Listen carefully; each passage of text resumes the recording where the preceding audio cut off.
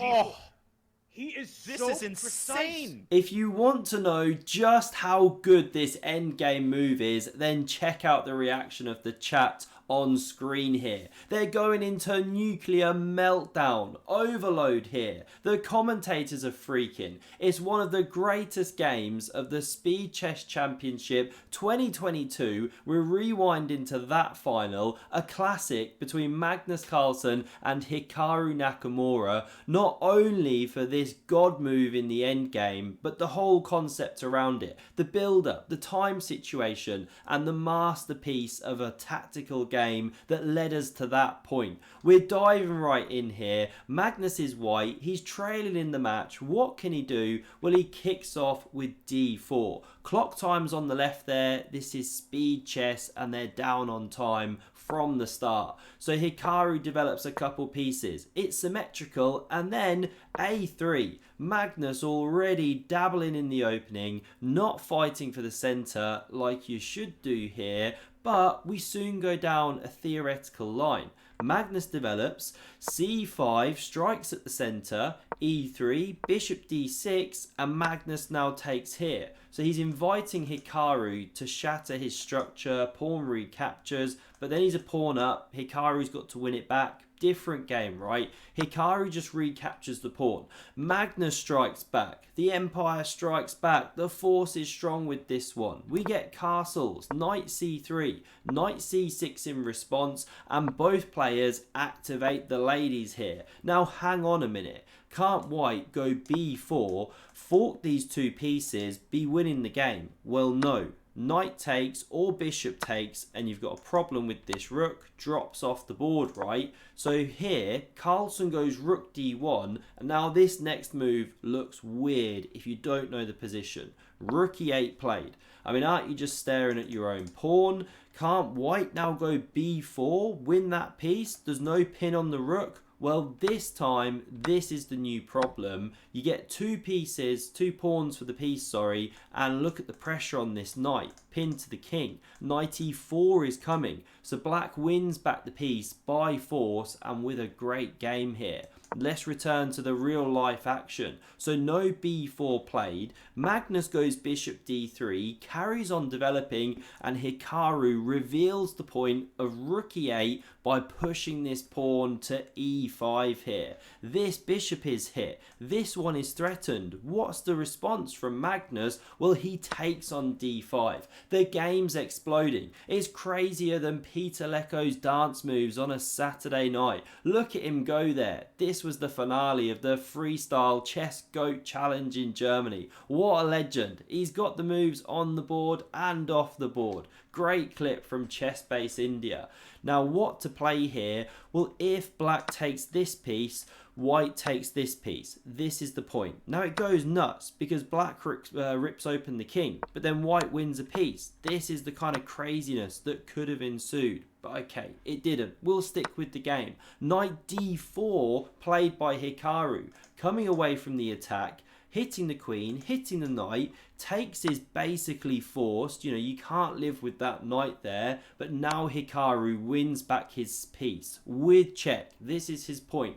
Magnus blocks the file there, and now this bishop retreats all the way home. Magnus is a pawn up, but after castles, Hikaru instantly restores the material balance. The knights come off, the queen comes off, but now bishop c4. After the queen slides, queen b3, pressure on f7, and a running d-pawn. Magnus is better, but now watch how Hikaru fights his way back into the game. Two titans here. So we get bishop g4, developing, leaving this one on prise to be taken by the queen, but look at the pressure here. What does Magnus play? We'll see if you can guess, because he comes up with the best move, but it is so far from obvious here. Such a beautiful concept. He plays the excellent best move, knight to e5. Hang on a minute, is that not impossible because you're hanging a rook and hitting the queen? Well, no. You take on f7 with check. This is the key. It's a Zwischenzug, right? An in-between move.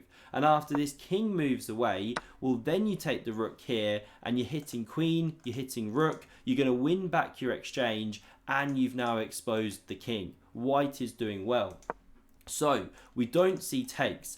Instead, rook takes on e5, giving an exchange for the moment. Yes, Magnus takes, but then you instantly win it right back. This is the order to execute the combination in. Rook recaptures. The queen is holding that rook. And this is just superb from Hikaru. I mean, this pawn's under fire, right? Although the queen's got to stay with the rook. But what does Hikaru do to come up with a problem plan to solve that attack? That didn't make sense. He goes pawn b5 here. What a move. And look at Magnus's clock. 2 minutes 40. He now burns through a minute and a half. Because he's thinking, do I take here with check? There's a whole line that goes then with e6 and the pawn running down. And rook d7. Crazy stuff.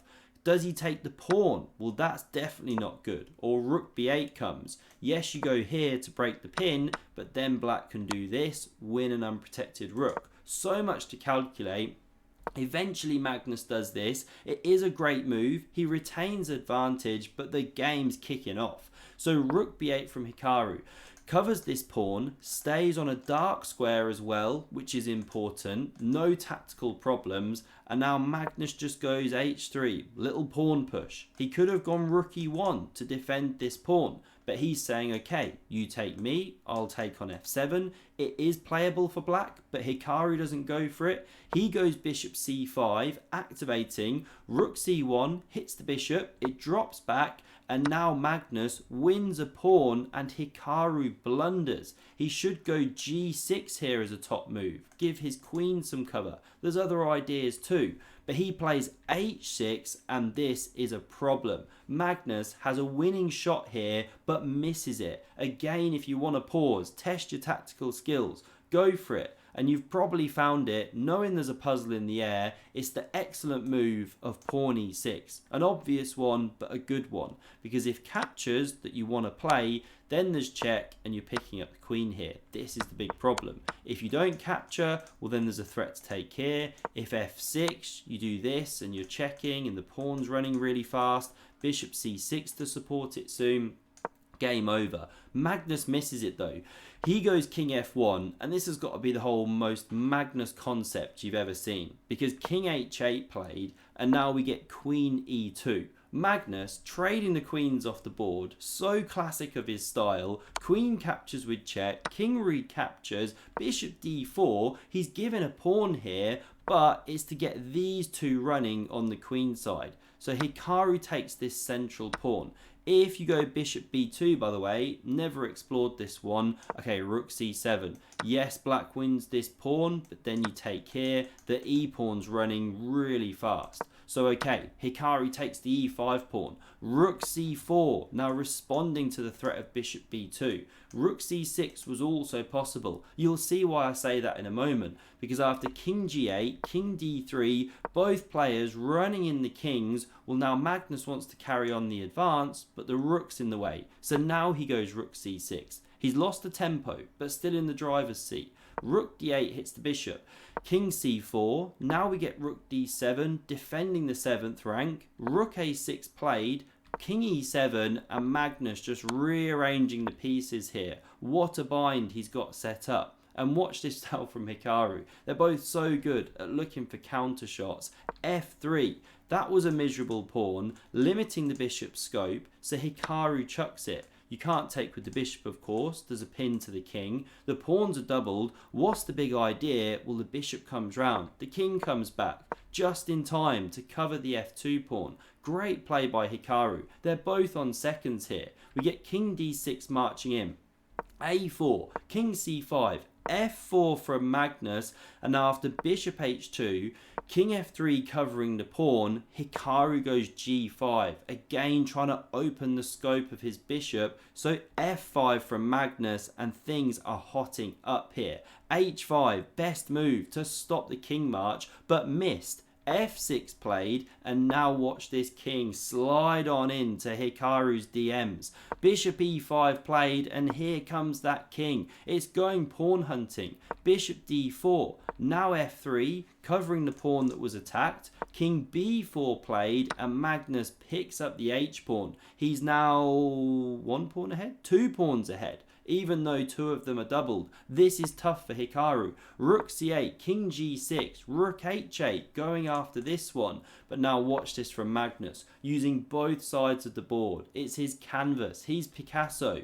This rook now comes back to b8. This was a huge threat, the pawn running if you took this one. So here b6 played by Magnus. Why is he playing it anyway, giving up a pawn? What is this all about? Well, he's decoyed the bishop. He now takes on f6. Look how dangerous this pawn is. The king went this way, then it came all the way this way, then this way. I mean, what an expert Magnus is in the endgame. We get bishop d4 check, king f7 to stop this rook coming here. Now we see rook h8, going for the pawn, f6 played, the pawn drops, and this is just superb from Magnus. He checks from a4, the king goes, and what does he do? He just sees this entire thing to the end, right? Imagine you've got white, about 3 seconds on the clock. How do you win the game? What do you do here? Well, he plays the excellent, rook takes on d4, giving up the exchange, then going king g7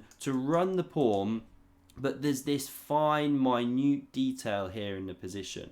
Because after rook h4, what would you do here to win the game? There's only one concept that does it. Your time's ticking. You've got 3 seconds, right? 2, 1. There, your time's done. You lost on time if you didn't make a decision. How many of us are going like this, right? f7. You just drew the game. It doesn't work. Because rook f4 played, yes, you make a queen, but then the rook takes, king takes, and this king starts marching in. No time to bring the bishop here, or the f-pawn drops. So say you run with your king, but then the king comes, now the king comes, and you push the pawn, liquidate, that's a draw. White doesn't have the material. So what does Magnus do? He comes up with this god endgame move of bishop to d7.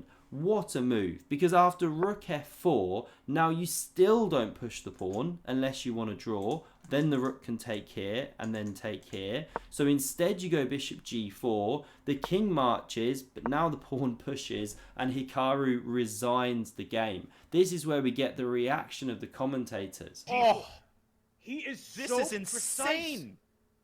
And this was necessary because Hikaru would have otherwise given up the rook and traded the last pair of pawns. It's just awesome. Why resigns? Well, now, sorry, whose move is it? Black. Yeah, what to do? You can wait with the rook. White makes the queen, and now there's a problem. This is glued together. The white king is going to come, munch the pawn, and then this one runs through, makes a queen.